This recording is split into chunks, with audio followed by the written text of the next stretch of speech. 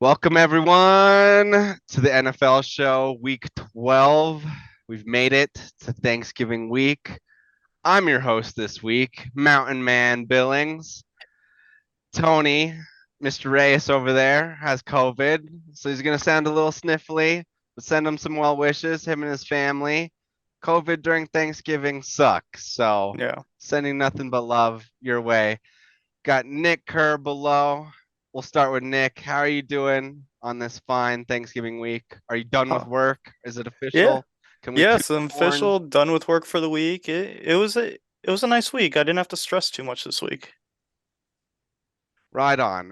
Got to watch a bunch of games. It's the Doing most pretty good. worthless week in professional history. I don't like. Might as well just give everyone the week off this week Yeah. because nothing's getting done. I can say that Agreed. much.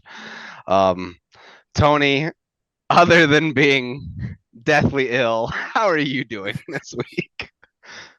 I don't know, man. Did you just HIPAA violation me? And then second of all, I just gonna blame the Bro, COVID on my crazy takes. if Shefty can do it, I can too. Ah, Just want to remind our audience, COVID is not contagious through audio visual hmm components. So you're safe watching this broadcast. Some if you people don't know watch it, that. you're safe. Don't have to tune out. Although we are going to talk about the New York Jets, so you may want to tune out for Yeah.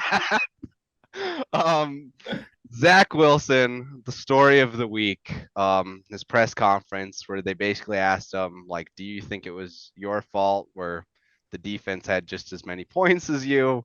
He just gave a resounding no. Yep. That was it. Then Robert Saleh came out and basically was non-committal to the starting QB for the week on Monday, which usually anytime a head coach comes out and is non-committal about their quarterback on Monday, that means coaching change. And that's exactly what we got this week. Zach Wilson, no longer the starting quarterback for the New York Jets. Let's start with our AFC East expert, Nick Kerr. Thoughts on what's going on in the Meadowlands? I mean, aside from the Patriots games, he's looked all right. But it's not even just being benched, he's being deactivated with Mike White getting the start and Joe Flacco backing him up. That's a surprise move right there. I thought he would be at least like backing up Joe Flacco. So I will ask you this, Nick. Are you honestly surprised after that No, press conference? no. I think that the Jets have overachieved this year because of their defense, and Zach Wilson has just been able to Run game go. and Yeah, defense has I mean basically he's got been he's the got he's got Jets. 4 touchdowns on the year. He does not look good when he's out there. Yes, Mike White looks better. Joe Mm-hmm. Flacco looks a lot better. Yeah. So Tony, like you've been watching Zach Wilson all season. I know you have. Your thoughts on just this whole debacle with him, just his attitude. I'm glad Clip Guy set me up for failure with that Jets hype from last episode. But Zach Wilson stinks. He is not an NFL quarterback. And I'm like very interested by this like take that I don't know what you guys think. Do you guys think that Zach Wilson will be a starting quarterback in the NFL or on the Jets again? I mean, I think he could be a serviceable backup somewhere, but I think there are definitely 32 and quarterbacks in the NFL better than him right now. And then with the incoming draft class, there might be a few more. I think the next time we see Zach Wilson starting, it'll probably be someone gets injured. So you don't think this could be a good thing for him? You don't think he could like get better and come back for the Jets? I'll say I this. I hope it's a good thing for him. Because I'll say this: if you're any NFL player and you watch that press conference, like, do you want to play with this guy? hmm Yeah, he's already lost that defense and he's losing that team. Yeah. Like nothing about him makes me want to just like, oh yeah, sign me up to Yeah. play with Zach Wilson. Like I'm glad that guy's our even our backup QB. Like think about how glowingly sometimes players, especially on the defense, will talk about the backup QB. Even if he's the backup QB, I don't think the defense they'd be like, fuck this guy. Like just all of it adds up at a certain point. Like this is like Draft Day, the movie of like all these little dots like start to add up of like, oh, you're banging your mom's best friend. Like, oh, you gave this like shitty response in the press conference. Like, oh, you play like this. Like all these different things where it's just like, oh yeah, you look like a spoiled asshole. Mm-hmm. How many of his teammates were at his birthday? Why didn't they ask this question? It's knowing his mom. His mom probably just invited his whole classroom. She was one of those moms. Invited the whole class to the birthday. But yeah, like Jets, like they're having such a good season, but at the same time, like dealing with this bullshit where it's like you feel like you're having a losing season. So like Nick probably disagrees with me, but I hope they turn it around with this change. I mean, they have a pretty difficult schedule coming up. I think they still, yeah. I think we were right in the beginning of the year saying this was a 6-7 win team. They've overachieved with some. They got a couple games going their way. I'll tell you what. If the Jets go out and win this game with whatever backup Mike White, it's over for fucking what's his name. It's over for him. Zach Wilson's never getting a starting job again. I don't care who they play, who the Jets play. If the Jets go out there and they win that game, everyone's going to be like, yep, Zach Wilson doesn't have a future on this team, not in the league. It's just unfulfilled potential. Yep. Man, the things they could have done with that draft pick. All right. Bye week takeaways. Nick, tell us about how was a good week for the Dolphins. Yeah. I mean, like I was saying in the beginning, this bye week was nice because I was actually able to sit down and watch 6 to 8 hours, straight hours of football. We definitely heard a lot yeah. more from you this week. I mean, normally it's just I watch the Dolphin game. If I'm at the Dolphin game, I can't even catch the late game or the afternoon game. So this week I was actually able to watch more. It was really good. Watch Red Zone, got to see all the plays. It was nice. So what was your biggest takeaway from this week? Actually getting down to sit around. What would you say non-Dolphins takeaway from the NFL this week? The Jets and the Patriots have a lot of trouble on offense. Yes. But clip guy, pull it. Somebody said the Dolphins were going to win that division, and people thought he was crazy. Division picks, little lightning round here. We're going to go through them and let you guys know who we got and why. We'll start out with the AFC East. I am going to go ahead and take that heavily favored Bills team. Who do you got, Nick? I got the Bills as well. Billings? I think the Dolphins will push this year, but no. I'm actually going to take the Dolphins. Wow. Bold. All right. Dolphins over there. We'll go ahead and move forward here to AFC. It is true. Let's jump into our other homer team, the Dallas Cowboys.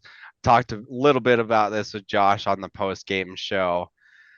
Are the Cowboys a real team? I'll give you, Tony hasn't heard Josh's answer yet, so I'll let you go first, Tony, before I give you Josh's answer on this and kind of the discussion we had earlier. Will I get blacked out if I start talking about the Cowboys?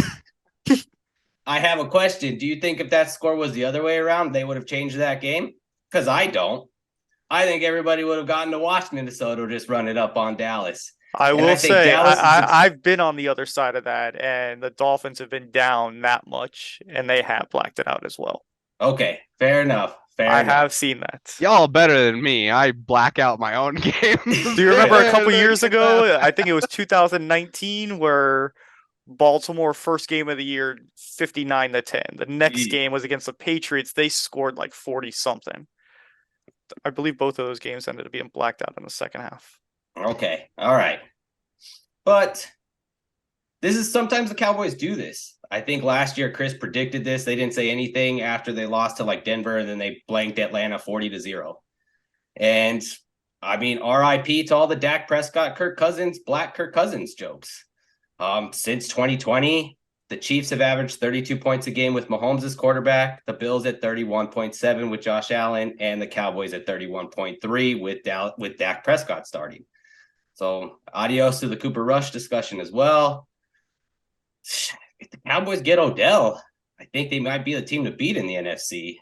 They seem like they've got a really complete team. I would much rather have Mike McCarthy and that Dak Prescott in a playoff game than Jalen Hurts and Nick Sirianni. I think that we're seeing like a changing of the guard. It seems like the Eagles and Vikings peaked a little too early, and then the Cowboys and Niners are kind of separating themselves from the pack in the NFC. So it seems to me like those are the two clear-cut best teams in the NFC. So this is where I jump in, and this is where me and Josh's discussion went. I think bringing in OBJ to the Cowboys is a bad idea at this stage.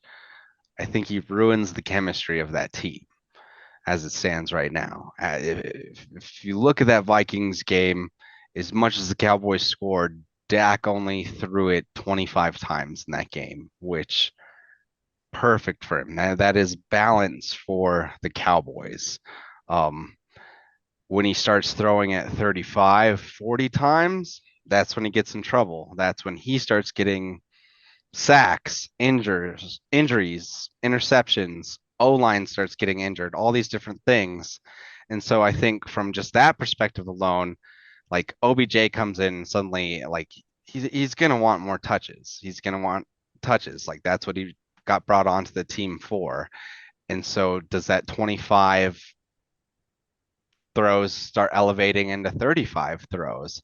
And then also from the perspective of other players on that team, of like your CeeDee Lambs, of like you've been carrying the weight of this team, you've been doing just fine yourself, and then suddenly this guy comes in, demands that he gets his touches.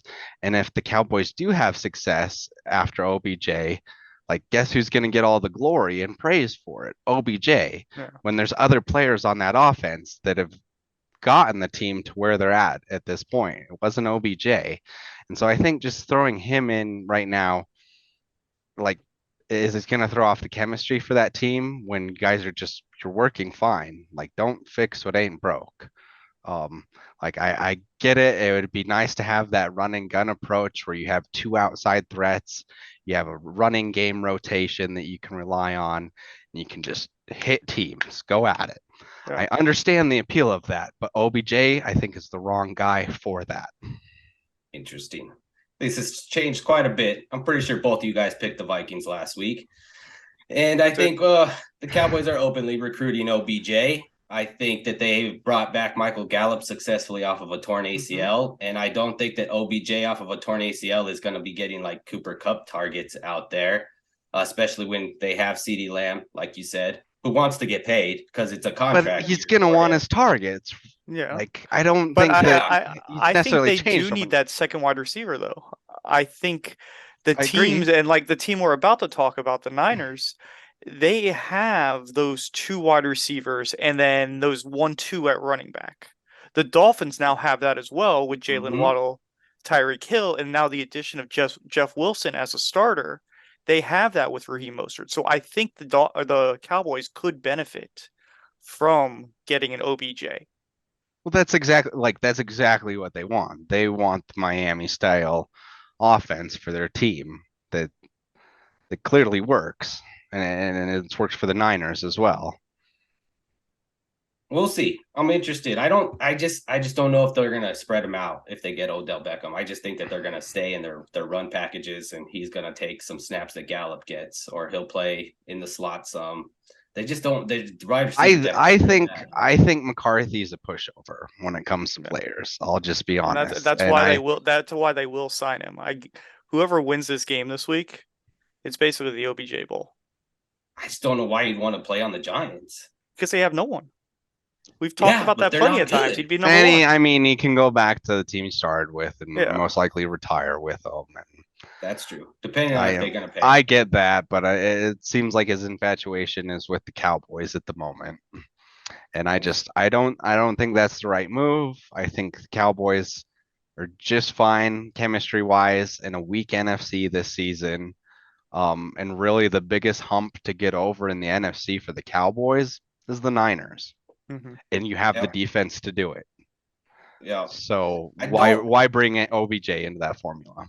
I don't understand. After one game, the Cowboys all of a sudden have amazing chemistry. I don't think that this was the take after they lost in overtime to the Packers a couple weeks ago. But That wasn't my take.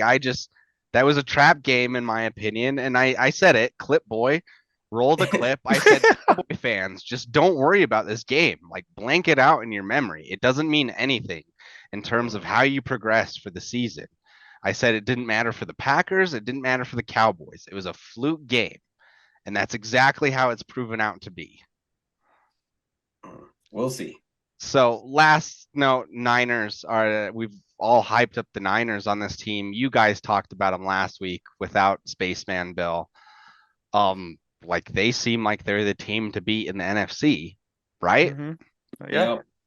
Yep. And with their playoff history, like they know how to win in the playoffs. Yeah. Like they know what it takes to be done. Whereas I think the other contenders in the NFC, they don't have that experience. And so if I'm any of the other NFC teams, the one team I don't want to face is the Niners. Like honestly, probably even with the Cowboys, but I'd say the Cowboys probably have the team that could actually beat the Yeah. Niners with that defense. Yeah, I think we very well could see a Cowboys 49ers AFC Championship game like we've seen many times in the past.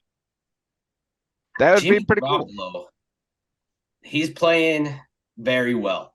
Yes. I don't know if you can count on 3 to 4 good games in a row from him. That's like usually what the problem is for the Niners in the playoffs. They may not need to, but though. that's the game. Is you just don't turn the ball over and don't get sacked.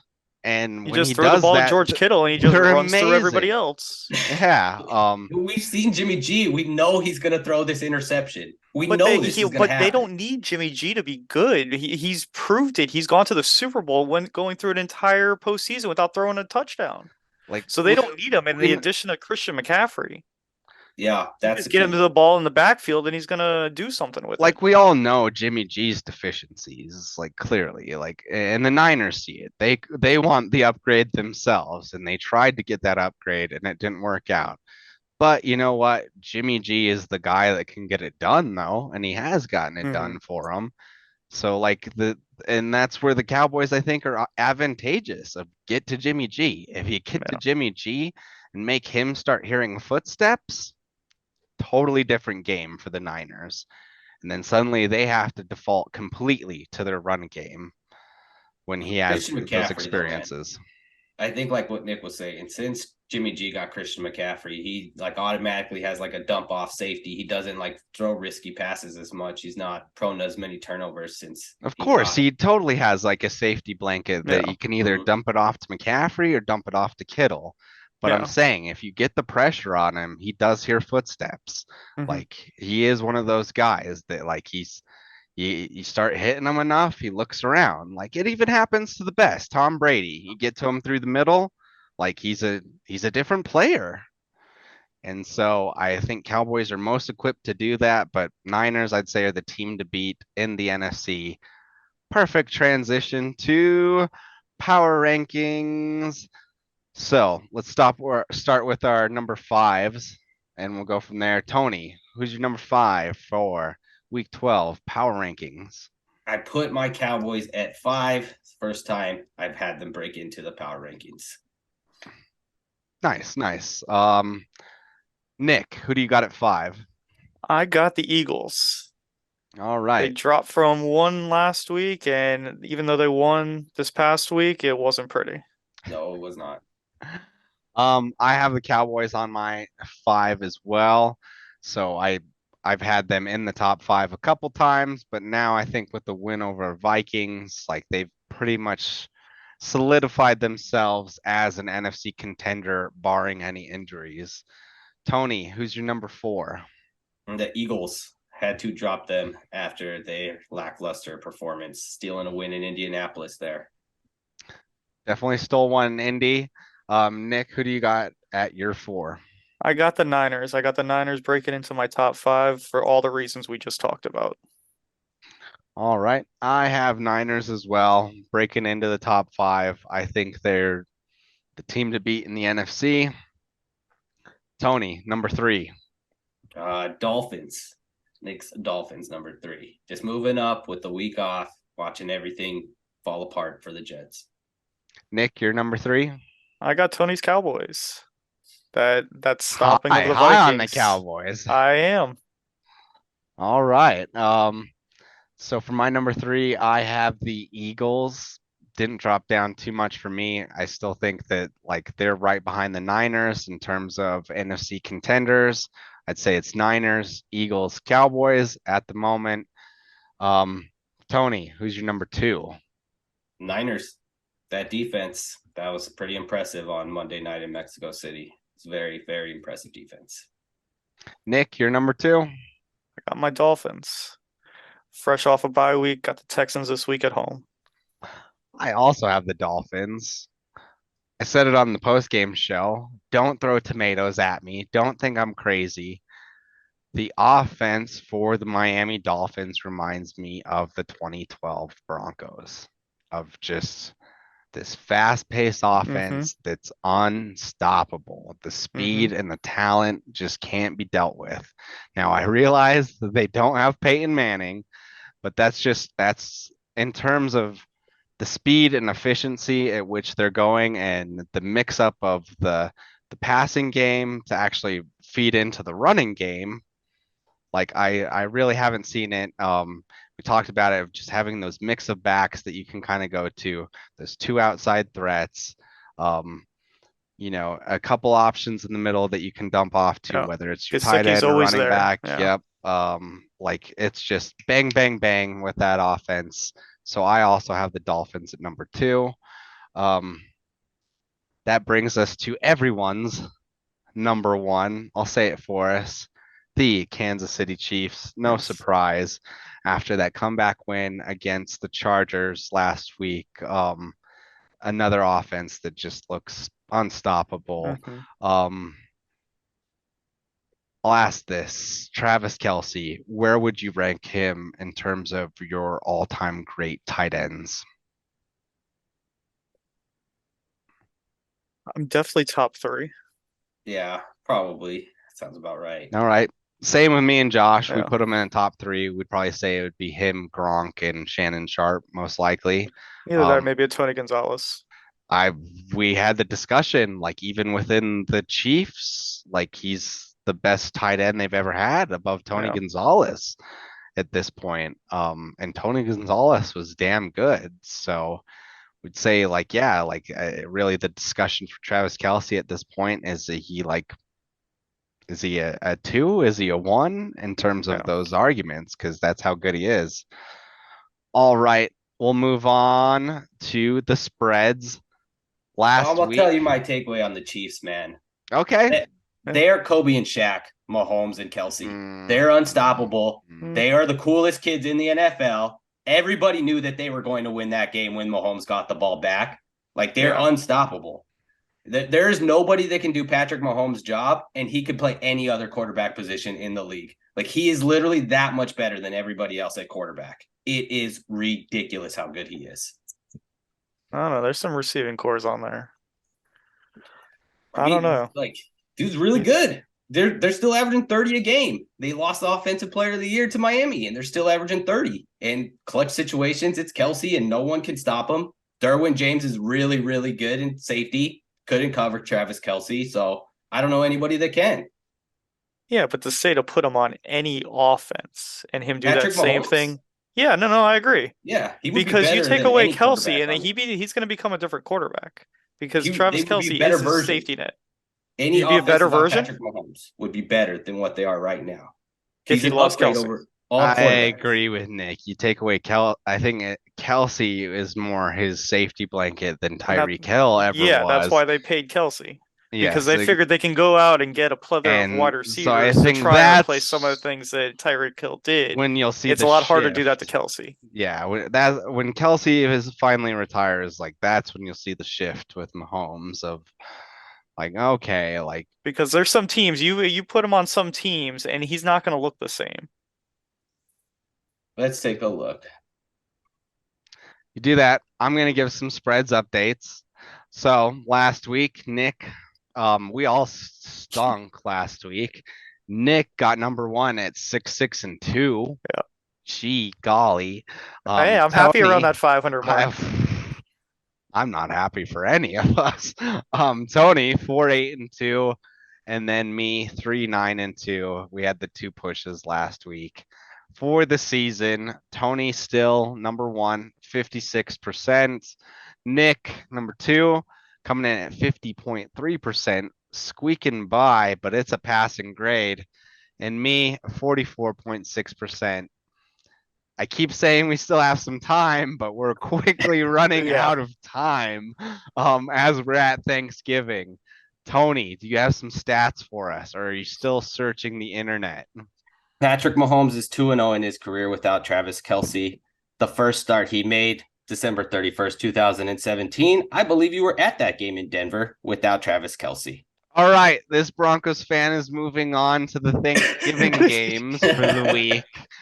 We have the Bills. Was that his and first game of the year? Lions. First game of his career too. That was the first game of his career. I was So at he's that missed game. one game in the 5+ seasons that he's had. Okay.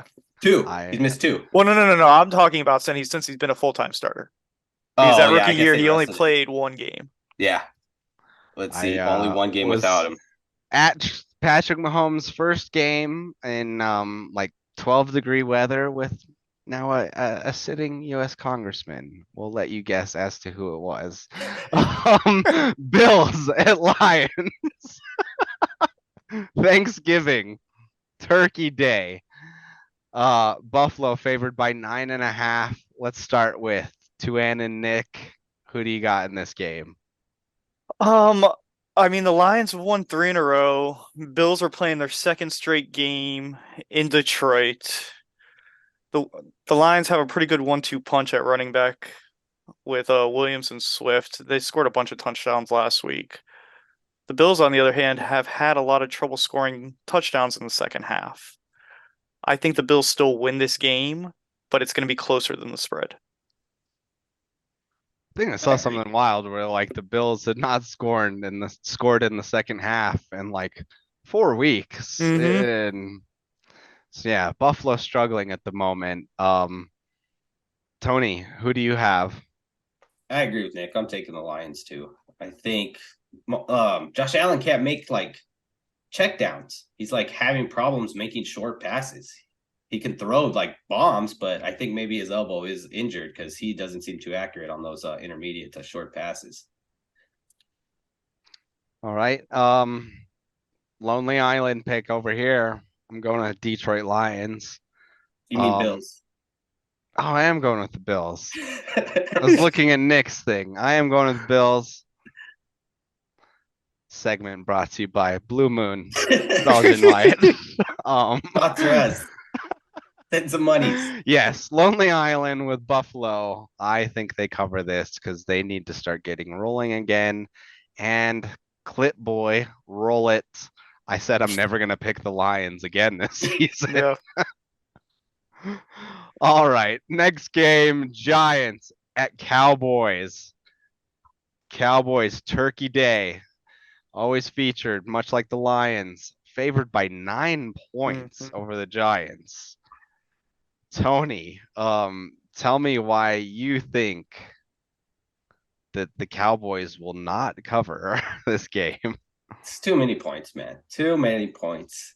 Especially after that big win. I've seen Cowboys after big wins. They mostly fall short, fall flat in that next game. I think they still win, but I think the Giants definitely cover that. All right. Nick, tell me why you think the Cowboys will cover. I think Daniel Jones up against this number 1 ranked Cowboys defense. They got what 16 takeaways on the year, good for 7th in the NFL. Daniel Jones, I think, has like 5 in the last 3 games. Yeah. I think the Cowboys cover on Thanksgiving. All right. I'm going with Tony on this, so that means you're on a lonely island, Nick. Yep. I'm picking the Giants. Watched enough of these Giants Cowboys games with Tony to know that the Giants always keep it close with the Cowboys. So yeah, do not see the Cowboys getting 9 points on a divisional rival, even if it is Turkey Day. And you also have to take into account short rest for these teams. Yeah. So that comes to our nightcap game for Turkey Day. New England Patriots at the Minnesota Vikings. Vikings only favored by 3 in this game. Nick, tell me why you think the Vikings will easily cover this game. I mean, you just started to say it toward the end of the last segment. Traveling on this short week, the Patriots, I don't think they can really do much to install anything else in that game plan, different than what they did with the Jets. Their defense will keep them in this game. It'll be close late, and I believe that I don't think it'll be an easy win for the Vikings, but I think they'll still win by a touchdown. All right. I agree with Nick. I think Minnesota wins this pretty easily. Usually teams that have those emotional highs have to come crashing back down to reality, and I think that's what happens with the Patriots this week. Tony, tell me why I'm wrong. Kirk Cousins in prime time? Oh, Did you guys not learn from last no. Yeah. I mean, I hear everything you guys are saying. This game seems like a push or Patriots upset all the way. Kirk Cousins in prime time. I could definitely see a push. Yeah, push maybe, but I'm not betting on Kirk Cousins in prime time. Yeah. I think Got Tony's us. onto something You there. got us. Yeah, You got I was us. so shocked when He all played of you, I was us. like, You played us, Nick. Yep. do they not know what time this game is at? Still sticking with the Vikings. Yeah, me too. Hey, sometimes you gotta touch that hot stove a couple times to learn. All right. We're back to Sunday. Sunday games. Tampa Bay Buccaneers at the Cleveland Browns. Tampa Bay is favored by 3.5. Nick, who do you got in this game? I'm taking the Bucks in this game. I think they're coming off a bye week. I think that defense, that was much needed rest for them. I think this is Jacoby's last game with the Browns with Deshaun coming back next week. I think he'll try to fight for a spot, but this Bucks defense will be just too much, and Brady will come out with the win. I agree with you. I'm picking Tampa Bay as well. That Browns team just looked like a puddle of shit all season. I'm not picking them. Tony, tell us why you're picking the puddle of shit. All right, I agree with you guys.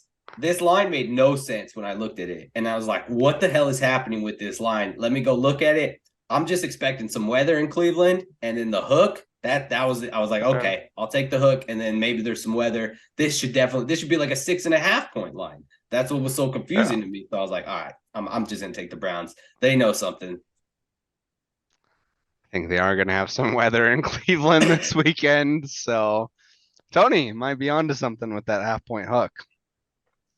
All right, Cincinnati Bengals at Tennessee Titans. Cincinnati, road favorite, 1.5 points. We're all in agreement on this game. Tony, tell us how Ryan Tannehill is going to burn us all this week. I'm logging in to bet on you, Tannehill. So this is confirmed that you're going to burn us this week. Vrabel just gets that Titans team coached up, man. Yeah. They're just so well coached, and I just think that they're going to be thinking about that playoff loss all week. They'll probably be showing it in the locker room. The Bengals should not have won that game in overtime. Ryan Tannehill threw a terrible interception. Yeah. I think the Titans, they think they get a revenge match on this one, and I know Jamar Chase is back for the Bengals. I just think that this is more important for the Titans. Yeah, I agree with you. I think they've had this game circled on their schedule since the schedule came out. And I think they just play keep away with Derrick Henry, just run all over this Bengals defense. I agree with Nick to the fullest. They're just gonna run, and then also I'm more so picking the Tennessee Titans defense than any other unit in this game. All right, next game we have Houston Texans at the Miami Dolphins. Oh, how these teams have taken two different Oh, yes. directions. Yes. Miami's favored by 12 and a half, the I most know. they've been favored by since I believe 2003. Wow. So yes, I know that Miami Dolphins fans hear that and they're like, what could go Yeah. wrong? We've been here before. Yes. But hey, tell us, Nick, tell us why the Dolphins are easily going to cover this 12 and a half points. I against the lowly mean, Texans team. that 12 and a half points, that was a bit tricky because you're right. I'm not used to this. I don't know what a double-digit spread is unless it's over us. But Houston ranks 32nd offense, 31st in defense. I mean, they're trying to develop some kind of spark, bringing Kyle Allen in, benching David Mills. But I think Dolphins coming off a bye. McDaniels had 2 weeks to prepare for this game. I think the Dolphins win this easily, probably by at least 3 touchdowns. Tony, I'll let you go before I give my thoughts on this game. Every time I say something smart, don't worry, something stupid's coming out of my mouth a couple minutes later. Clearly, I picked the Texans, and then I see, as Nick says, that they have benched their starting quarterback, Davis Mills, for Kyle Allen.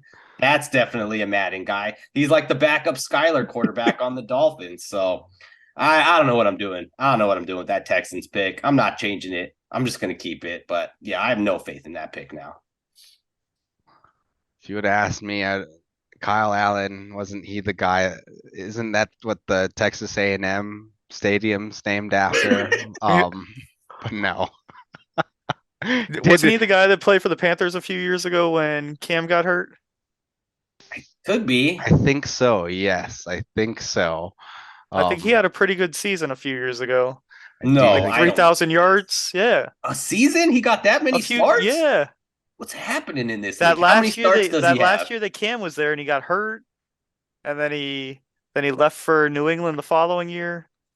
All right. I think it was the year that it might have been the year that Cam was in New England. Kyle Allen's stats. Son of a bitch. 19 Panthers, 30,322 yards passing, 17 touchdowns, 16 All right picks. then. So I don't think the Texans are going to be able to score in this game, and that's going to be the biggest difference. And the Dolphins will come out and score, but this is a benchmark game for the Dolphins. May not seem that way, but this is one where it's don't play down to your competition or don't come out flat-footed because you overlooked the Texans this week. Come out, step on their throat, win by 2 touchdowns, win by 14 points, and show that, yes, you are a serious team this year. You're a contender, and that's what they need to do with this game. If they come out and do exactly like I said, play down to their competition or just overlook the Texans, they're not going to win a playoff game this year. I hate to say it. And that's wild saying that about just this microcosm here with the Houston Texans, but that's how I feel about this game. No, I agree with you. I agree with you because the schedule only gets harder from here. We got 3 straight three straight away games coming up against the Niners, Chargers, and Bills. So they can't overlook this game. Can't. I completely agree. So I took Miami as well, but I think it's a benchmark game for them. If they do come out and win by those 2 touchdowns, I will be ready to say, like, yes, the Dolphins can make a splash in the playoffs.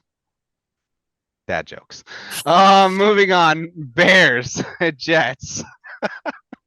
Jets actually favored by 4.5 points in this game.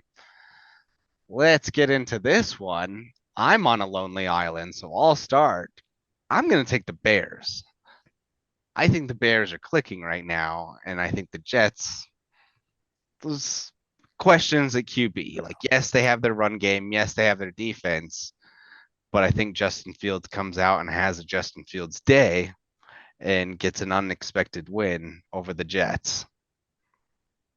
Have you seen the injury report for Justin? Yeah, that's what I was about to say, because I thought Justin Fields got hurt in that last game. And even though he still may play, I don't think he's going to be at 100%. So he's going to be wanting to throw his body all over the place, trying to get extra yards. Because Justin Fields is that offense. I think he has like a dislocated shoulder. Yeah. He hurt it in the fourth quarter of The 11 NFL game. show, week 12, brought to you by Blue Moon, Belgian White. Because those are the reasons that I'm picking the Delicious Jets. during the holiday time. I'm still sticking with the Bears. Yeah, the Jets in previous years have played well under Mike White. There was even times last year that the Jets fan base was calling for Mike White to be the starter. Now he is. I think it's going to all depend on the Justin Fields injury and how much it's going to affect him. I think if he's just hurt, rabid. this Jets team at home can win by a touchdown. This game's a Jets blowout. It's going to be an FU Zach Wilson game. Every single unit on that team is going to be playing super, super well. No mistakes. They're going to win this game by 10 to 14 points at least. And everyone's going to be like, yeah, you were the problem, Zach Wilson. Do you want to talk to the media now? I demand a trade. We're going to be like, we've seen Baker Mayfield before. What's going on, Zach Wilson? Yeah, I'll probably just end up on the Panthers. With all the other quarterbacks that they have. Cliff Kingsbury as their coach? Ooh. Possible. You're like thinking about it. Let that marinate. Possible. All right. Atlanta Falcons at the Washington Commanders. Commanders favored by 4.5. Tony, who you got? Let's get through this one quick. I got Falcons. I think they're better coached. I think Commanders are on a little bit of a hot streak. I think that they're due for a little bit of a downturn there with Heineke. Yeah. I got the Falcons as well, but I think the Commanders still win this game, but only by a field goal. Okay. All right. I'm going with the Commanders. They've been clicking this year. I know I said I wasn't going to pick them, but I'm going to. Next game. Broncos at Panthers, QB carousel teams. Denver favored on the road by 2.5 points. You two have the Broncos again. Last week, you had the Broncos. What happened with the Broncos? They lost. Pull it, clip guy. So why are you still sticking with the Broncos this week, you two? I don't know. One of these weeks, I got to be right with them. Hope the game doesn't go to overtime. I've been saying that for 6 years, Nick. 6 years. I honestly think the problem with Russell Wilson is he needs to poop. He's got 12 bathrooms and he doesn't use them. Robots don't poop. The bathroom touchdown thing it's pretty brutal. Yeah. I'm not gonna lie. The more touchdowns in it, less touchdowns in bathrooms in his house. I've been trying to avoid talking about this. We avoided it even on the post-game show. Broncos are just a shit show. Melvin Gordon's gone. I'm picking the Panthers in this game because I think that everyone on that team's checked out for the Broncos at this point, other than Psycho Robot Man. Yeah, I mean, I think the Broncos defense does it this week. I think the Broncos defense gets 2 touchdowns. I wish they would have done that last week. And they'll hold the Panthers under 14 points. Broncos defense alone will win this. Well, that means our offense has to score more than 14 points. So I think the Broncos defense will get 14 points on their own. Okay, all right. So that means our offense needs to score a field goal. Yeah, I don't even know if they can do that. Ravens at Jaguars. We'll run through this one quick because this is just a game of no real consequence. Yeah. Baltimore favored by 4. Tony, who do you have? I picked Jags. The line didn't make sense. They sure have not burned you enough this season, apparently. Nick, who do you got in this game? I got the Ravens. I think last week was a blip on their radar, and they come out and show much better showing this week. I have the Ravens as well. They're up and down. They're a little bit bipolar, but I'm sticking with the Ravens because I know I'm not picking the Jags, Tony. We've been there. It didn't work out. Fair. Next game, Los Angeles Chargers at the Arizona Cardinals. Chargers favored by 4.5. We're all in agreement here. So I'd say the biggest conversation here is just Arizona. What's going on there? They're a complete shit show. I've said it since the beginning of the season. What's their identity? I talked about it with Josh. On paper, they should be a good team, right? Yeah, they Like, really should. They're not meeting expectations. Whereas like the Kurt Warner teams, the Jake Plummer teams, like they were surprising kind of underdogs. Like this team had some expectations. And so like what do you do with the Cardinals? You're clearly tied to Kyler Murray.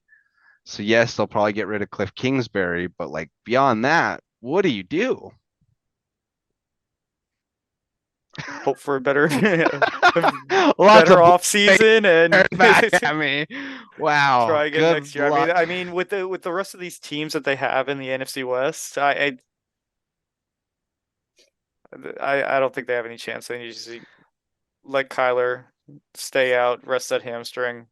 I said it on the post game. I think it's a culture issue. Like you look at the teams like the Niners and the Seahawks and the adversity they've faced over the years, and how they've responded versus the Cardinals and how they've responded.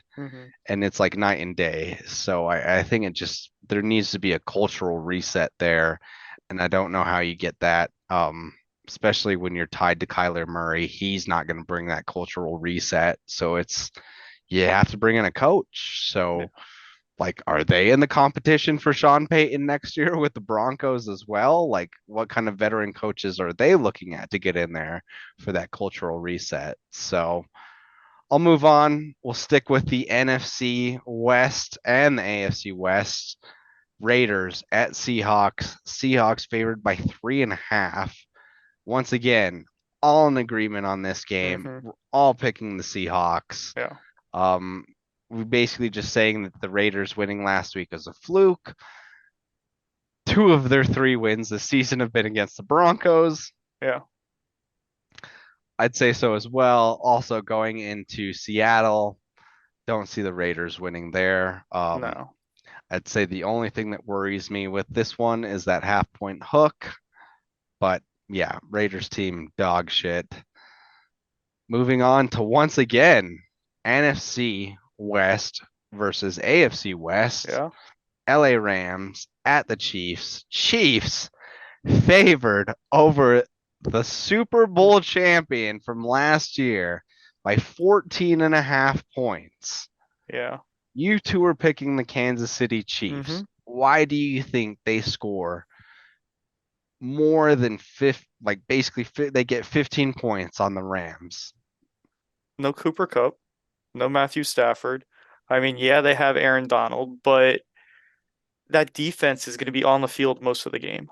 They're not going to be able to pick up the Rams offense is not going to be able to pick up first downs. And they're going to constantly keep putting Aaron Donald and that defense back out there. And I don't think they're going to have enough to keep up with this Chiefs offense. Tony? The Rams suck. They straight up maxed out a credit card to win a Super Bowl, and it worked for them. They're going to have to trade Aaron Donald and Jalen Ramsey to get picks so they can restock that team. It would be interesting if they tried to trade for Kyler Murray, but I don't think that the Cardinals would do that. But the Rams, they're terrible. They're not playing for this season. They don't have any picks. Their good players are probably not trying to get injured because they know they're going to get traded. Kansas City's, like Nick said, I don't know how the Rams score any points. Like, I think that Kansas City gets up 21-3, 28-10, and this game's over. Yeah. I've said it before. Casey notoriously likes to start games slowly. They like to fuck around with cats, bat around at the toys a little, play with their food before they finally eat it. I think that's the case here, that the Rams potentially get out in a lead, even if it's just a touchdown. And then the Chiefs come back, and that's basically what closes the gap on that spread. But that's I've bet on the Chiefs with these big spreads. I've been burned by it. They love to. They love to just play with their food before they eat it. So no, I'm not going with that big of a spread. So moving on, we got Saints at Niners. Niners favored by 9.5. Um, Tony, you're the lonely island on this game. Me Felt and like too Nick, many points. yet you safely went with the Chiefs in the previous game. I think that the Saints 9.5. This game felt like a 6.5, 7 game. And when I saw the Yeah. extra field goal, I just took it because I think Jimmy G. I'm waiting for that game. I'm waiting for that moment that he has every year where you're like, what the hell was that pass? Like and it could happen in that Saints game. They have a pretty good defense. You think the Saints have enough firepower on offense to keep up? No, they'll cover. No? That's all I'm betting. They'll cover. Okay. All right.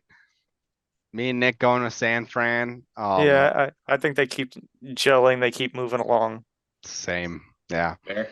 All right. Sunday night football. Green Bay Packers at the Philadelphia Eagles. Eagles favored by a touchdown. Looks like I'm on the lonely island with this game. I'm sticking with Philly.